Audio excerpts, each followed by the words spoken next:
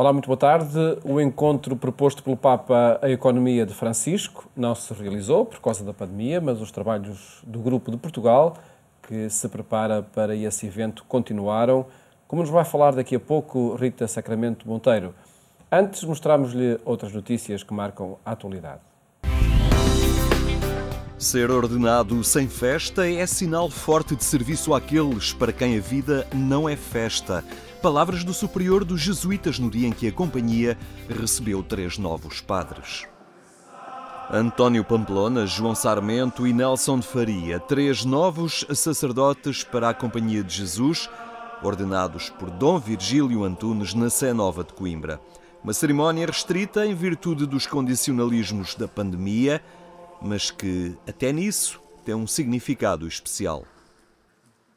É sempre uma grande bênção e uma festa grande. Temos três pessoas para ordenar, 3 jesuítas para ordenar padres. Claro, as circunstâncias são estas. Menos gente, será de máscara, não haverá festa a seguir, propriamente dita.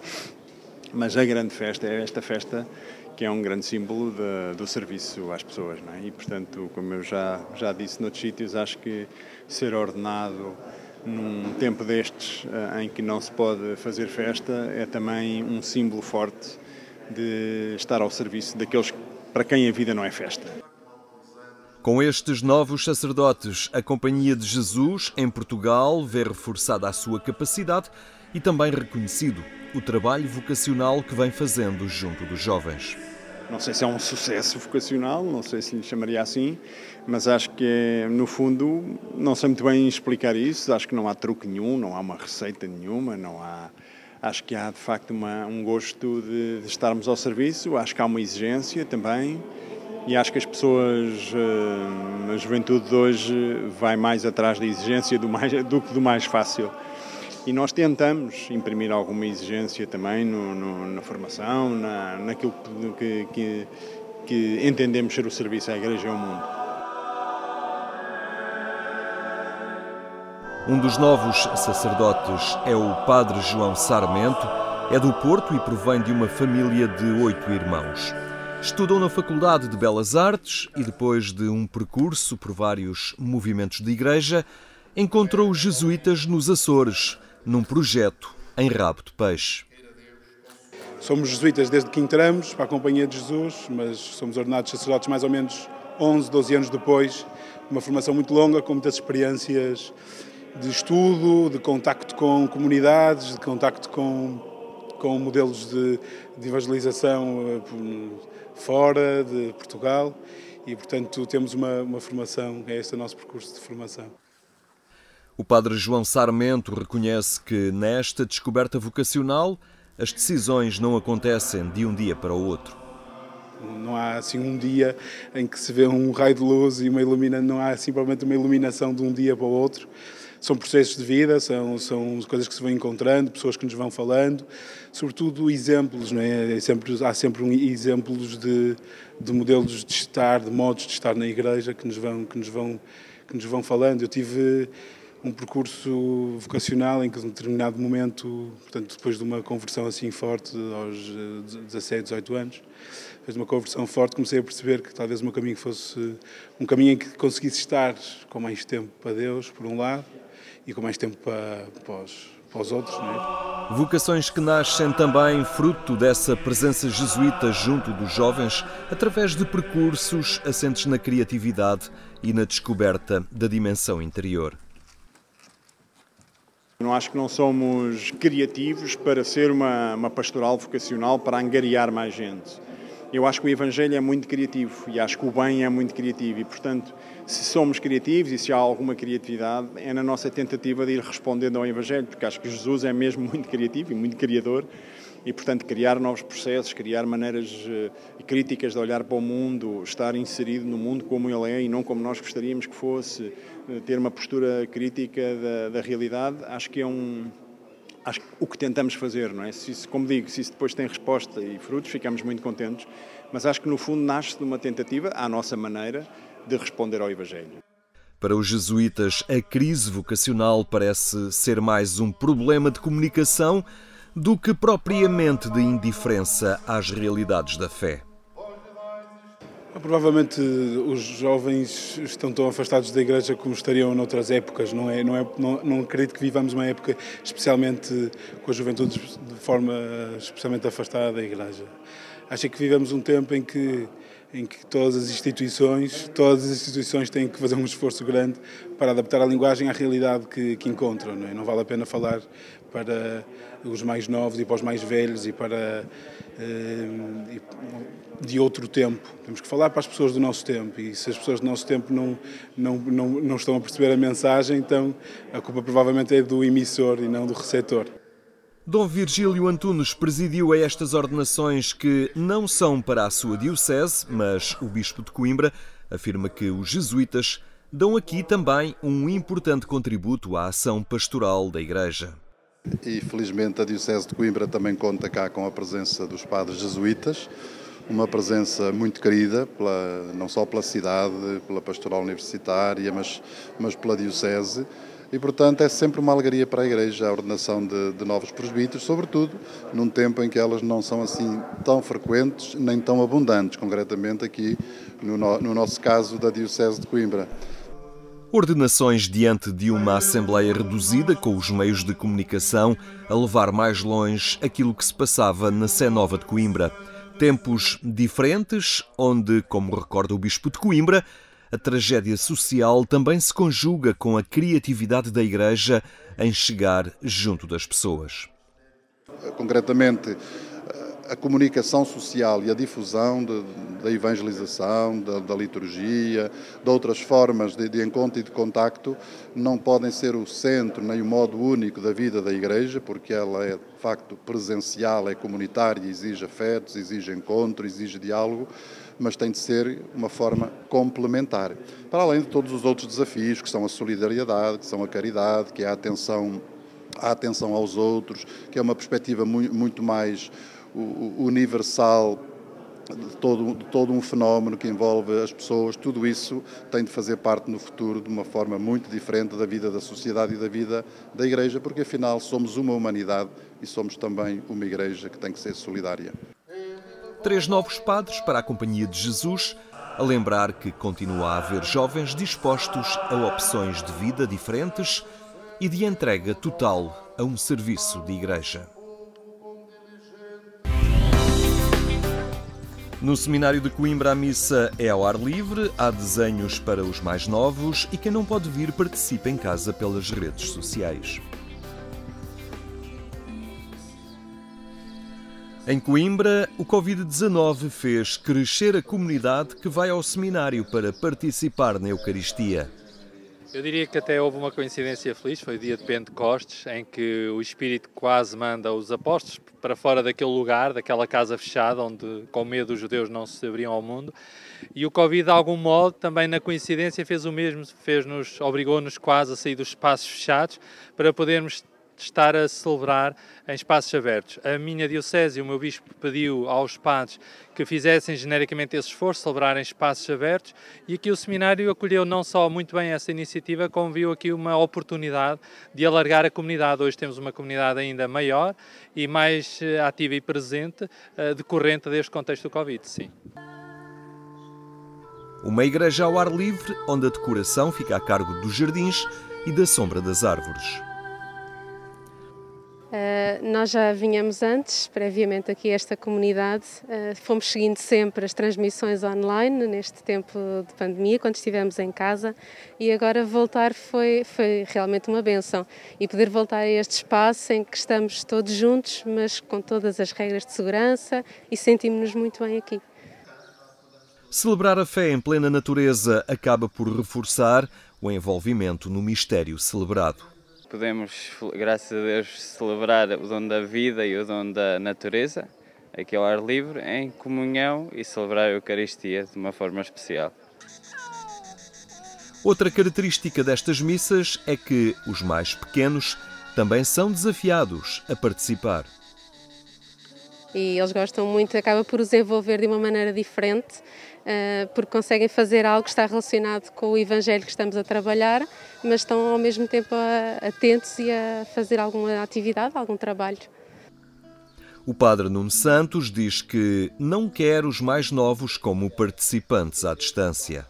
Nós promovemos sempre durante a semana um desenho com várias tarefas e que depois ou o trazem já de casa por causa das questões de segurança e de responsabilidade no contexto de Covid, ou então aqui será entregue, depois desinfetado todo esse material, será entregue o material necessário para poderem acompanhar a celebração com um desenho e com alguns desafios. Para a animação litúrgica, a mudança de espaço também foi um desafio. Foi um desafio para todos nós. Mas rapidamente percebemos que é uma grande mais-valia e acho que foi uma das coisas boas que toda esta situação nos trouxe, foi a possibilidade de poder celebrar aqui e também para nós coro. Penso que temos passado bons momentos e temos proporcionado também com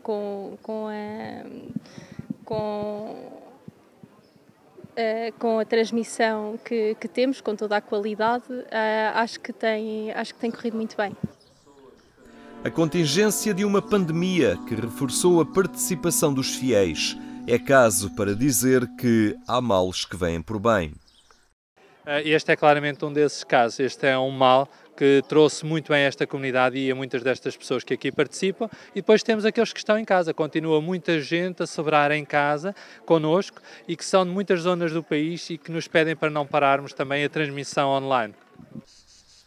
Entretanto, visíveis são também os andaimes que mostram as obras em curso no Seminário de Coimbra. Um investimento de 5 milhões, sem apoios e que vai reforçar a capacidade de acolhimento deste lugar que é cada vez mais de abertura e encontro com a cidade.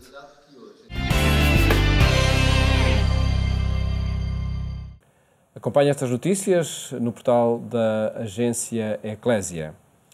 Falamos agora com Rita Sacramento Monteiro sobre os trabalhos à economia de Francisco, que estão em continuidade, apesar desse encontro ter sido adiado. Rita, boa tarde, obrigado por estar aqui no programa Eclésia. Obrigada pelo convite. Conte-nos então de que forma é que, adiado esse encontro para novembro, não é? O encontro em Assis sobre a economia de Francisco, de que forma é que este grupo de Portugal se reorganizou em torno das propostas da ASEG? Sim. Por um lado, todo o evento da economia de Francisco se reorganizou. O evento foi adiado para novembro, como dizia, e nós estamos todos agora reunidos numa plataforma digital que a organização criou para o efeito e já estamos a trabalhar em 12 temas, 12 aldeias, como lhe chamam, e também os portugueses se organizaram, ou seja, já vínhamos fazendo este curso de preparação, este caminho para a economia de Francisco, promovido pela ASEG. Houve um primeiro módulo e agora estamos a começar um segundo módulo que vai precisamente olhar para os 12 temas. Portanto, cada sessão deste segundo módulo vai ser dedicada a 2 temas, a 2 aldeias dos 12 temas. E, de alguma forma, é uma réplica da metodologia do encontro? Sim. Esta reorganização em 12 aldeias? Sim, sem dúvida. Aqui o objetivo é, as 12 aldeias são temas contemporâneos que impactam a economia e o mundo atual. Muitos deles são tensões, são paradoxos, são exatamente para nos pôr a pensar e a refletir sobre como é que podemos agir, fazer diferente e fazer propostas. E nós estamos a tentar replicar esse modelo também para os portugueses que vão ao encontro e não só, porque havia participantes que já vinham do primeiro módulo, exatamente para pensar estes temas à luz da realidade portuguesa e à luz das características do nosso país, dos nossos desafios, e portanto é muito interessante ver temas mais globais a serem pensados numa realidade concreta. A pensar muito nas nossas circunstâncias. Sim. E acredito que nas circunstâncias atuais, por causa da pandemia, por causa de confinamentos, também uma reflexão que é exigente nesse sentido, não é? Sim, eu diria que há um sentido de urgência maior. Se já vínhamos com um discurso a nível global de que era preciso mudar, de que o mundo está a dar sinais de que é preciso mudarmos os nossos comportamentos ambientais, a nossa maneira de estar, agora ainda é mais urgente, porque houve esta pandemia e todos tivemos a oportunidade de perceber que o que é realmente essencial, que o tempo está a contar e que é possível fazer melhor. Eu acho que as pessoas durante a pandemia perceberam, por uma série de gestos e comportamentos, que a mudança é possível porque nós somos capazes. E por isso é um sentido de urgência mas também de esperança. E descoberto nestas circunstâncias, sim, não é? Sim. Falemos, e pedi à Rita que nos falasse especificamente de um desses módulos, trabalho e cuidado. Sim. De que é que falamos? Esse é um dos 12 temas. Falamos do que parece ser uma tensão. Trabalho e cuidado parecem ser temas que não dizem propriamente respeito um ao outro, mas pelo contrário, o desafio é exatamente olharmos para como trabalho e cuidado se podem contagiar no bom sentido.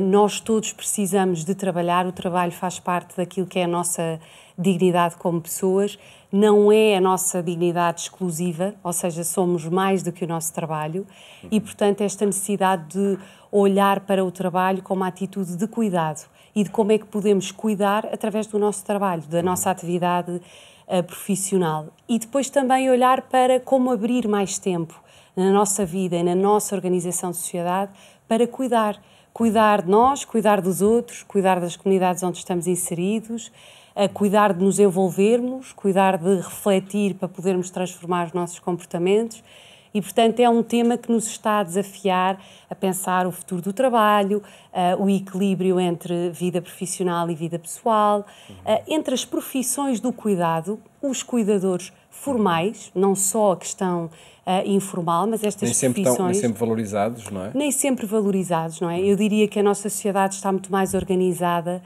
para a atividade produtiva mais ligada ao trabalho e o cuidado é visto muitas vezes como uma atividade secundária, menos importante ou relevante, e o que queremos aqui exatamente é inverter o jogo e chamar a atenção para como temos a ganhar todos em ter um olhar de maior atenção para com o outro.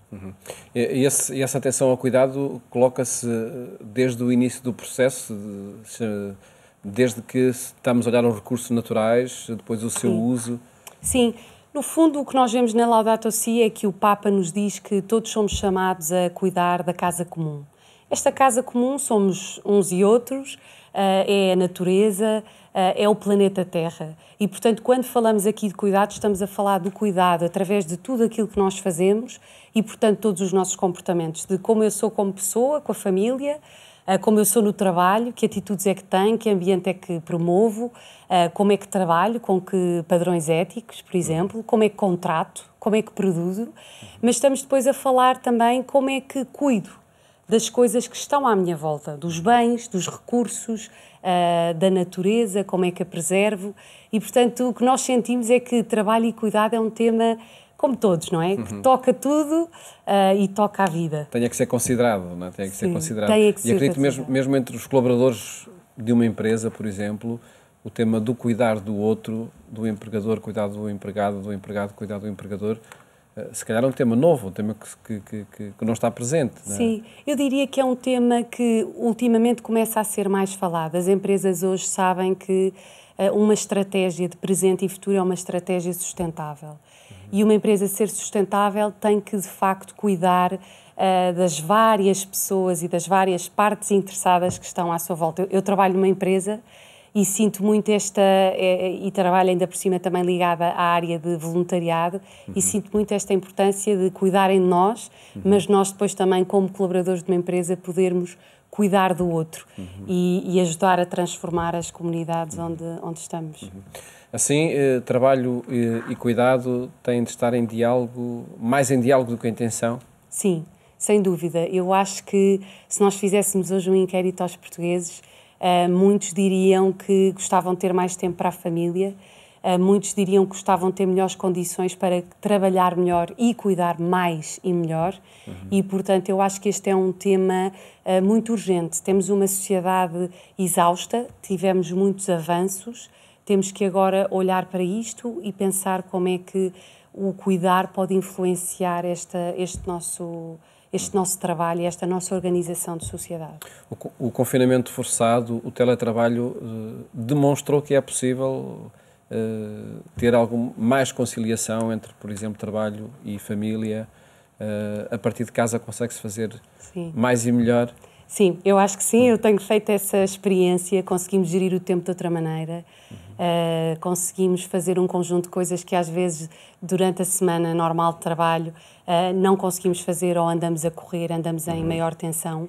eu acho que a pandemia forçou a que este tema entrasse necessariamente e em muitas organizações vai ser uma oportunidade de mudança. Sobretudo temos que trabalhar melhor, usando as novas tecnologias, sendo eficientes e não esquecendo que somos mais do que só a dimensão do trabalho. Como é que estamos a trabalhar e como é que estamos a cuidar de tudo o resto. Uma nova cultura do trabalho que dá liberdade, dá também responsabilidade a cada pessoa. Sim, sem dúvida. Dá responsabilidade, dá autonomia, transforma a questão do trabalho no sentido de ser por objetivos, por projetos, mudar da lógica do presencialismo para uma lógica de entrega, de mérito, de resultados, mas também não entrar num absolutizar deste trabalho e destes resultados de forma a que depois não cuidamos nem de nós nem dos outros. Isso é que é essencial. E quando falamos de economia de Francisco, falamos de tudo isto, também é isto, não é? Sim, a economia de Francisco é este desafio, eu acho que é uma oportunidade única e acho que a temos que levar a todos os contextos, para além do contexto religioso, porque é uma oportunidade de pensar o mundo, é uma oportunidade de pensar na agenda dos Objetivos de Desenvolvimento Sustentável e fazer uma reflexão com jovens, com empreendedores, com economistas, com académicos e podermos fazer diferente e fazer melhor, porque temos essa vontade e podemos fazê-lo. E felizmente há um grande grupo a trabalhar nisso. Sim. Continuamente. Parabéns também por isso e felicidades para esse trabalho. Muito obrigado. Muito obrigada. Muito obrigado por ter estado aqui no programa Eclésia, onde quisemos retomar estes diálogos sobre a economia de Francisco. Siga a nossa edição na rádio, na Antena 1, quando forem 22h45. Votos de uma ótima tarde. Até amanhã, se Deus quiser.